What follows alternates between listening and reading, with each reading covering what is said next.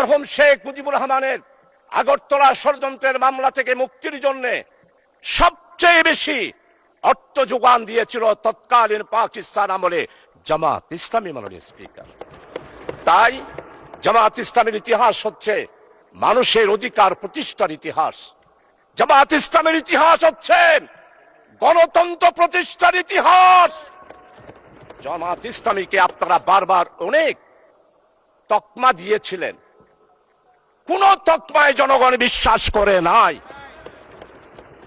আপনারা বলেছেন আমরা জঙ্গি। জনগণ 12 তারিখের নির্বাচনের মাধ্যমে প্রমাণ করেছে জামাত ইসলামী জঙ্গি সংগঠন নয়, গণতান্ত্রিক, নিয়মতান্ত্রিক, সাংবিধানিক একটি আন্দোলন এবং সংগঠন। খেলাফত আন্দোলন, ওয়াহাবি আন্দোলন, ফকির আন্দোলন, মজলুন আন্দোলন, হাজী শরীয়তুল্লাহর আন্দোলন আপনি যদি তুলে ধরতেন তাহলেই মনে করতাম আপনি একজন নিরপেক্ষ ব্যক্তি। এই মহান সংসদ আপনি প্রায় 7 বারের মতো সংসদ সদস্য হিসাবে নির্বাচিত হয়েছিলেন। অতীতের পার্লামেন্ট আপনার চেয়ে বেশি এখানে কেউ অভিজ্ঞ নয়। আপনি একজন বীর মুক্তিযোদ্ধা এবং আপনি স্বাধীনতার একজন ইতিহাসের বটবৃক্ষ হিসাবে স্বরাষ্ট্রমন্ত্রী উল্লেখ করেছেন। আমি ওনার সাথে সম্পূর্ণ একমত। মাননীয় স্পিকার, আজকে আমাদের এই মহান সংসদে আমি সর্বপ্রথম বিশেষ করে আমাদের মাননীয় সংসদ সদস্য অত্যন্ত প্রবীণ এবং ইতিহাসবিদ, উনি যেই কথাগুলো উল্লেখ করেছেন আমি মনে করি এগুলোর জবাব দেওয়ার কোনো প্রয়োজন নেই। তার কারণ হচ্ছে জাতি জামাত ইসলামীকে ইতিহাসের কাঠগড়ায় এইবারের নির্বাচনে আনুপাতিক হারে ভোটের সংখ্যার দিক থেকে জাতি আমাদেরকে স্বীকৃতি দিয়ে দিয়েছে আমরা যে দেশপ্রেমিক, আমরা দেশকে ভালোবাসি, দেশের মানুষকে ভালোবাসি। আজকে কথা উঠেছে মুক্তিযোদ্ধা সম্পর্কে। জামাত ইসলামী এই পর্যন্ত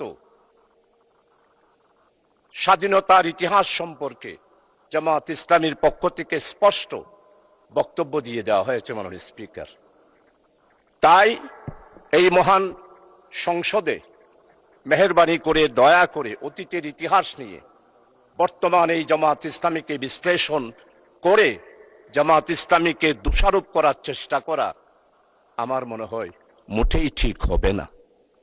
কারণ হচ্ছে জামাত ইসলামের ইতিহাস হচ্ছে যেইখানে গণতন্ত্র নস্যাৎ হয়েছে সেইখানে গণতন্ত্র উদ্ধার করার জন্য জামাত ইসলামী আন্দোলন করেছে। মরহুম শেখ মুজিবুর রহমান সাহেব যখন আগরতলার ষড়যন্ত্রের মামলায় গ্রেপ্তার হয়েছিল তখনকার জামাত ইসলামী পাকিস্তান ডেমোক্রেটিক মুভমেন্টের মাধ্যমে মরহুম শেখ মুজিবুর রহমানকে আগরতলার ষড়যন্ত্র মামলা থেকে মুক্তির জন্য জামাত ইসলামী আন্দোলন করেছিল। শুধু আন্দোলন নয় মাননীয় স্পিকার, আমাদের সাবেক আমির জামাত বিশ্ব ইসলামী আন্দোলনের নেতা, যিনি তৎকালীন পূর্ব পাকিস্তানের স্বাধিকার আদায়ের জন্য 1962 সালে বক্তব্য দিয়েছেন, 1967 সালে বক্তব্য দিয়েছেন, 1948 সালে বক্তব্য দিয়েছেন। মরহুম শেখ মুজিবের মুক্তির জন্য যে ডাইরেক্ট অ্যাকশন কমিটি হয়েছিল সেই অ্যাকশন কমিটির সেক্রেটারি ছিলেন অধ্যাপক গোলাম আজম এবং জামাত ইসলামী ছিল সেই জোটের একটি সংগঠন, আর জয়েন্ট সেক্রেটারি ছিল জনাব আব্দুস সামাদ আজাদ সাহেব। মরহুম শেখ মুজিবুর রহমানের আগরতলা ষড়যন্ত্রের মামলা থেকে মুক্তির জন্য সবচেয়ে বেশি অর্থ যোগান দিয়েছিল তৎকালীন পাকিস্তান আমলে জামাত ইসলামী। মাননীয় স্পিকার, তাই জামাত ইসলামের ইতিহাস হচ্ছে মানুষের অধিকার প্রতিষ্ঠার ইতিহাস। জামাত ইসলামের ইতিহাস হচ্ছে গণতন্ত্র প্রতিষ্ঠার ইতিহাস। জামাত ইসলামীকে আপনারা বারবার অনেক তকমা দিয়েছিলেন, কোন তকমায় জনগণ বিশ্বাস করে নাই। আপনারা বলেছেন আমরা জঙ্গি। জনগণ 12 তারিখের নির্বাচনের মাধ্যমে প্রমাণ করেছে জামাত ইসলামী জঙ্গি সংগঠন নয়, গণতান্ত্রিক, নিয়মতান্ত্রিক, সাংবিধানিক একটি আন্দোলন এবং সংগঠন। মাননীয় স্পিকার, জামাত ইসলামীর গণতান্ত্রিক ইতিহাস অনেক সময় লাগবে। আপনি যেহেতু আমাকে সময় নির্ধারণ করে দিয়েছেন, আজকে জামাত ইসলামীর ব্যাপারে শুধু এতটুকু বলতে চাই, ভুলে গেলে চলবে না। 1997 সালে দেশনেত্রী বেগম খালেদা জিয়া বৃহত্তর বিরোধী দলের নেতা ছিলেন। চট্টগ্রাম মেডিকেল কলেজে গেলেন, অবরুদ্ধ হয়ে গেল। ফ্যাসিস্ট, স্বৈরাচার যারা বাংলাদেশে জঙ্গি কায়েম করেছিল, তারাই বেগম খালেদা জিয়াকে চট্টগ্রাম মেডিকেল কলেজে অবরুদ্ধ করেছিল। আজকে আমাদের মরহুম শহীদ সালাউদ্দিন কাদের চৌধুরীর ছেলে আছে হুব্বাম কাদের, আমাদের সম্মানিত অর্থমন্ত্রী, চট্টলার কৃতি সন্তান, যার পরিবারে উনার আব্বা নয়, উনার দাদা থেকেই মন্ত্রিত্ব উনারা পেয়ে আসতেছেন। সেই রকম সম্ভ্রান্ত পরিবারের সন্তান উনিও দেশনেত্রী বেগম খালেদা জিয়ার সাথে মেডিকেল কলেজে ছিলেন। আজকে সম্মানিত অর্থমন্ত্রী, আপনি স্বীকার করবেন, সর্বপ্রথম টেলিফোন করেছিল মরহুম শহীদ সালাউদ্দিন কাদের চৌধুরী আমি শাহজাহান চৌধুরীকে। আমি তো জামাত, আমি তো শিবির, কিন্তু সেই দিন আমরা জামাত শিবিরেরা চট্টগ্রাম মেডিকেল কলেজ থেকে দেশনেত্রী বেগম খালেদা জিয়াকে সালাউদ্দিন কাদের চৌধুরীর আহ্বানে জামাত এবং শিবির সেই দিন বেগম খালেদা জিয়াকে আমরা উদ্ধার করেছিলাম।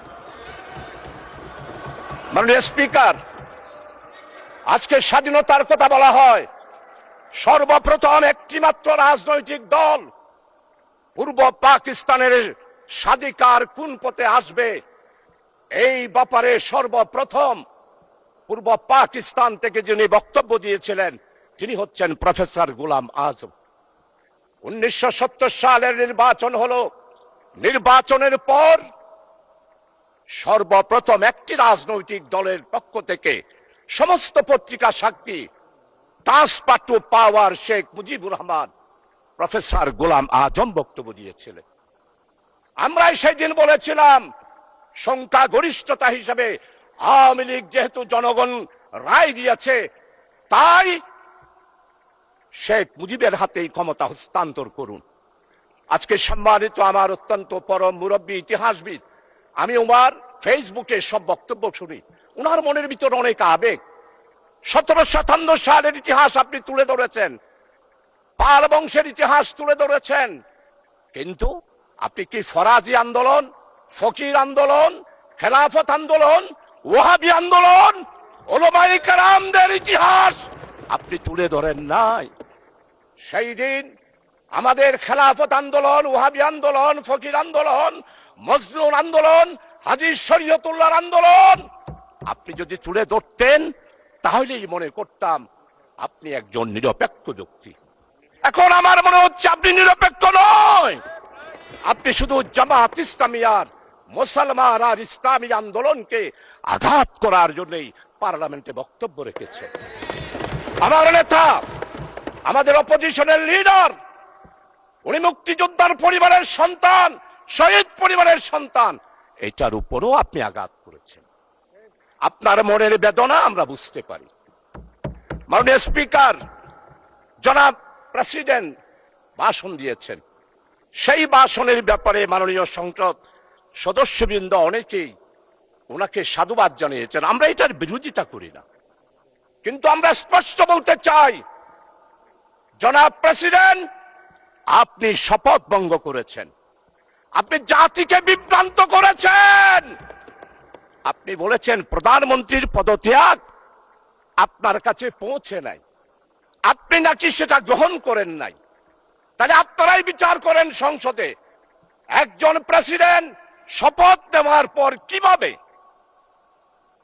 জাতিকে বিভ্রান্ত করার জন্য ইন্টারিয়াম গভর্নমেন্ট গঠন হওয়ার 6 মাসের পরেও উনি বললেন শেখ হাসিনার পদত্যাগপত্র আমার কাছে পৌঁছে নাই।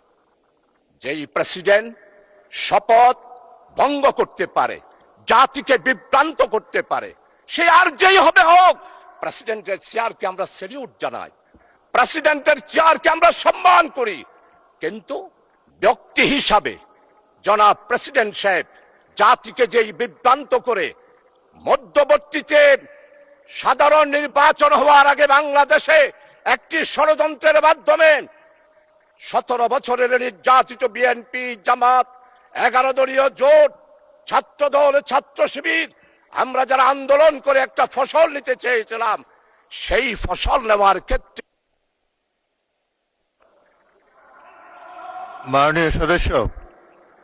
মাননীয় সদস্য আপনি 2 মিনিটের মধ্যে কনক্লুড করেন।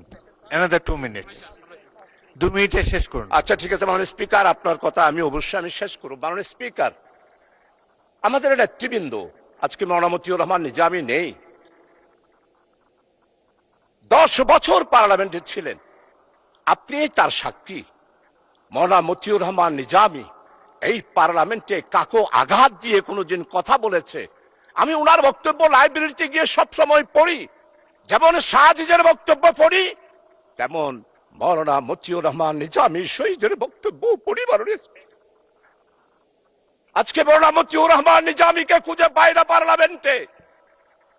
আল্লামা হযরত মাওলানা দেলোয়ার হোসেন সাইদি রহমতুল্লাহ আলাইহি উনি এইখানে বক্তব্য রেখেছেন। আজকের সম্মানিত মির্জা ফখরুল ইসলাম মহাসচিব চরমভাবে শ্রদ্ধা করি, উনি আমাদের কৃষি মন্ত্রী মাওলানা মতিউর রহমান নিজামীর স্টেট মিনিস্টার ছিলেন, প্রতিমন্ত্রী ছিলেন। উনি এত ভালো ভালো পদক্ষেপ নিয়েছেন কৃষি ডিপার্টমেন্টে। আজকের কৃষিমন্ত্রী যিনি আছেন অত্যন্ত বিজ্ঞ। আমার মনে হয় আমাদের মির্জা ফখরুল ইসলাম সাহেবের রেখে যাওয়া, মাওলানা মতিউর রহমান নিজে রেখে যাওয়া কৃষি মন্ত্রণালয়ে উনি সেই পদক্ষেপগুলো গ্রহণ করছেন। আজকে তাকে শ্রদ্ধা ভরে স্মরণ করছি। তাকে কেন ফাঁসি দেওয়া হলো মাননীয় স্পিকার? উনি কি মানবতা বিরোধী অপরাধ ছিল? আজকে দেলোয়ার হোসেন সাইদি সাহেবের রাজ সাক্ষী, উনার বিরুদ্ধে সাক্ষী দেওয়ার জন্য যেই সনাতনী হিন্দু ধর্মের ভদ্রলোক ছিলেন, উনি কি বলেছেন? আল্লামা দেলোয়ার হোসেন সাইদি হত্যা করা দূরে থাক, স্বাধীনতার ব্যাপারে, স্বাধীনতা যুদ্ধের ব্যাপারে এই মহান পার্লামেন্টে 96 সালে, 2001 সালে তৎকালীন এই ফ্যাসিস্ট আওয়ামী লীগ সরকারকে আঘাত লাগে সেই রকম কোন কথা আল্লামা হযরত দেলোয়ার হোসেন সাইদি রাখে নাই। মাননীয় স্পিকার, ধন্যবাদ মাননীয় সদস্য,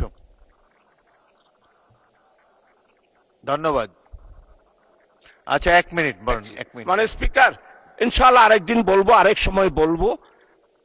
আমার চট্টগ্রামকে দেশনেত্রী বেগম খালেদা জিয়া বাণিজ্যিক রাজধানী ঘোষণা করেছিলেন। সেই স্টেজে আমাদের সম্মানিত আজকের অর্থমন্ত্রী উনিও আছেন। আজকে বাণিজ্যিক রাজধানী হিসাবে আমাদের বন্দর, আমাদের চট্টগ্রামের উন্নয়ন, চট্টগ্রামের জলবদ্ধতা, মাননীয় স্পিকার কিছুই নেই। সর্বশেষ বিদ্যুতের ব্যাপারে একটু কথা বলতে চাই। মাননীয় স্পিকার, বিদ্যুৎ পার পেয়ে যাচ্ছে বিদ্যুৎ কাটের লুটারা সিন্ডিকেট। এখনো শেখ হাসিনার, মির্জা আজম, হাসান মাহমুদ, এরপরে আপনাদের সবার জানা রয়েছে